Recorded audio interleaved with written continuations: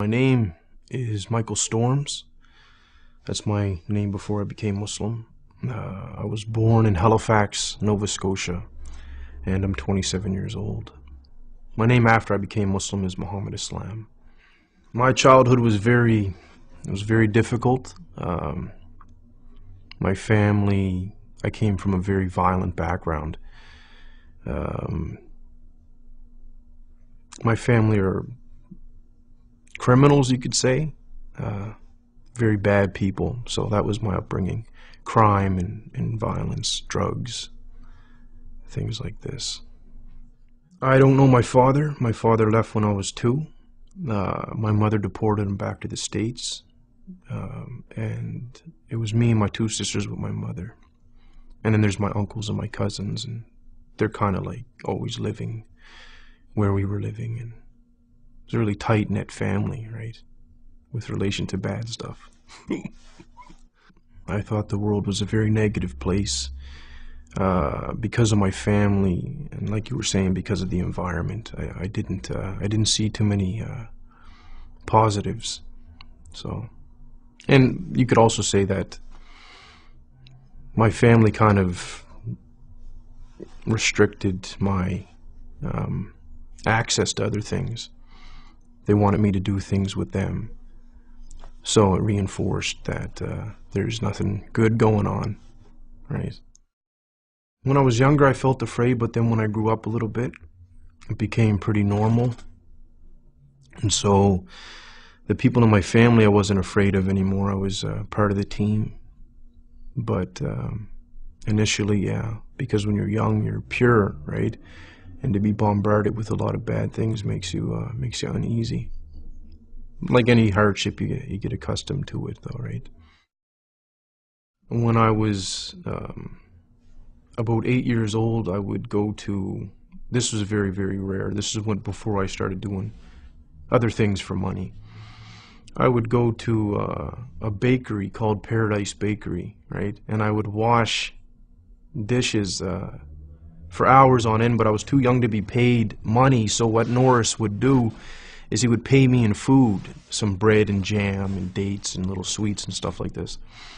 And I would go home and feed my 2 sisters that because my mother would be off doing some other crime, or she'd be in jail or something like this, right? Or I'd be out all night collecting recyclables so I can come home and feed my sisters in the morning.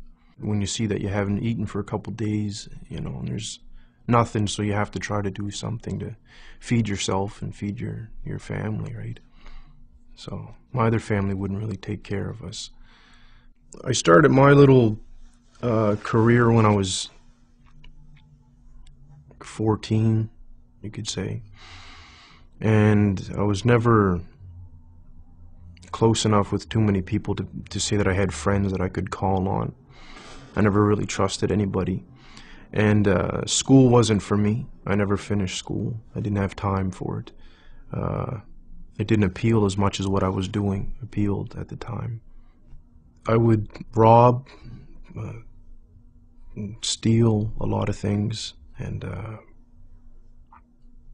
assault people, things like that. I was never alone, but I felt lonely, right? So I felt like there was like a void, something missing. I don't even like recalling the past, but it's okay for the interview, right? So a lot of the crimes that I would do just for the sake of wanting to do it, boredom. The payoff was like a bonus, but if I wanted, like, for example, steal a car because I didn't want to walk somewhere, I would just take somebody's car. When I was young, I lost all concern for people's feelings and whatnot. The way that I grew up, I felt no one's concerned for my feelings. So if I hurt somebody, I don't care about what they think or feel, or, you know, I didn't care at the time at all.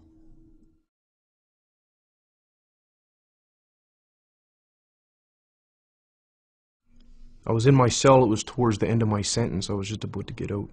And I didn't want to, I wanted to do something else. I didn't want to continue being bad, you could say. And so the way that I started to ask questions when I was by myself was along the lines of, I don't know if there's a God or if you exist, or I could be talking to myself for all I know. I don't know why I'm alive. Things like this.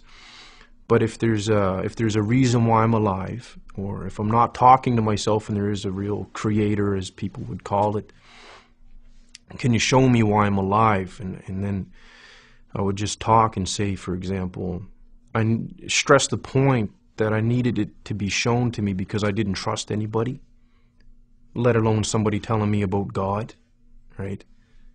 I had a brother named Ahmed talk to me about Islam initially, but again, he told me, so I didn't believe him. And he would mention things like heaven and hell, and I didn't believe what he was saying until I had a dream of both the places. And even then I was being resistant. I was like, maybe that was a fluke and this and that, right? I had a dream of the Prophet Muhammad, peace be upon him.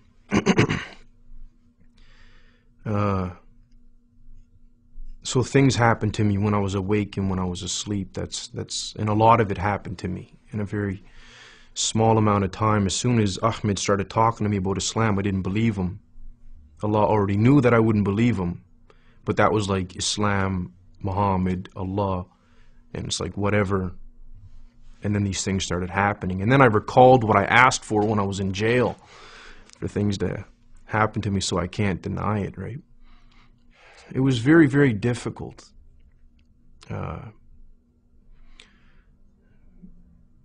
Doing what somebody else wanted you to do. It was so difficult for me, right? Even God. I struggle with it even today. It was very, very, very difficult.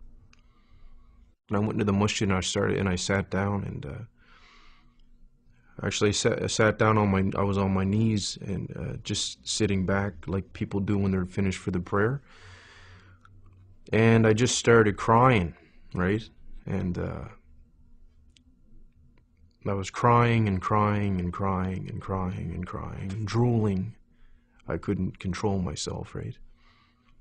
So it was like 20 years of betrayal and stress, violence and anger and all these things built up, and then it's like Allah allowed me to just get rid of it all. And I cried for a very, very, very, very, very long time, right? And I couldn't move, right? I was just crying. And then I remember saying at the end of it, all right, I'll try to do, what you want me to do. I am most pleased that I pray. Yeah, it's important, very, very important. A feeling of safety from Allah and from His punishment, you could say. That's what I get out of it, like a calmness and that I'm all right for right now until the next prayer comes in or until tomorrow. My future, I see it as positive in the dunya because it's going to be controlled and very simple and that's why, that's my positive future here. Very simple lifestyle, that's positive. Don't hurt nobody. Don't get hurt. Inshallah, if I get forgiven in the next life, that's what makes me feel really positive, right? If I get forgiven, it'll be great, inshallah.